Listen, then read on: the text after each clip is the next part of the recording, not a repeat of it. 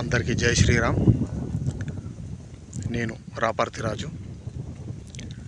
నేను ఒక చిన్న ప్రైవేట్ ఉద్యోగిని, మార్కెటింగ్ చేస్తుంటాను. నేను ఈరోజు మార్నింగ్ ప్రొద్దున 8 గంటలకు ఇంటి నుంచి నేను బయలుదేరాను.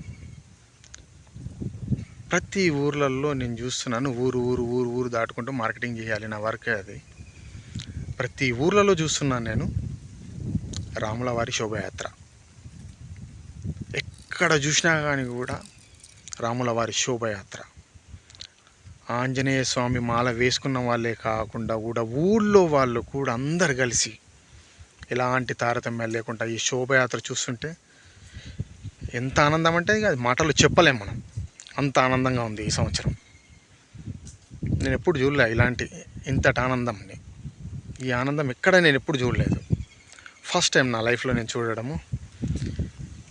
ఇంత ఉత్సాహంగా మనం చేసుకుంటున్నాము ఈ ఉత్సవాన్ని అని అంటే నిజంగా ఆ రామయ్య నామాన్ని జపిస్తుంటేనే ఆనందంతో పరవశించిపోతున్నాం. ఎక్కడికి వెళ్ళినా కూడా జై శ్రీరామ్ అనే నినాదం.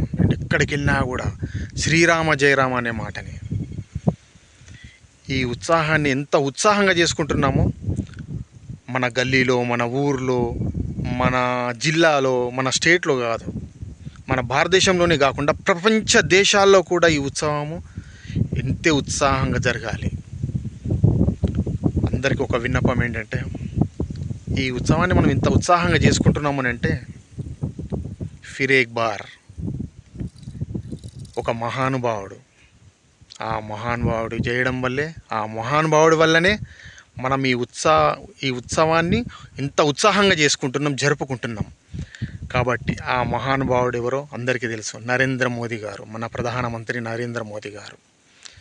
ఈరోజు మనం ఇంత ఆనందంగా ఈ పండుగను చేసుకుంటున్నామంటే ప్రధానమంత్రి గారి ఉత్సాహంతో చేసుకుంటున్నాం. మనము ఇన్నేళ్లలో ప్రతి సంవత్సరం చేసుకుంటాము, కానీ ఈ సంవత్సరంలో ఇంకా విపరీతమైన ఆనందంగా ఉంది.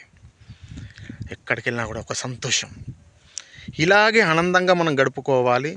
ఈ ఉత్సవాన్ని ఇంతకంటే ఎక్కువ ఉత్సాహంగా ప్రతి సంవత్సరం మనం జరుపుకోవాలి. ఫిర్ ఏక్ బార్ నరేంద్ర మోదీ గారిని గెలిపిద్దాము. ఇలాగే ఈ మన పండగల్ని ఇంతే ఉత్సాహంగా జరుపుకుందాం.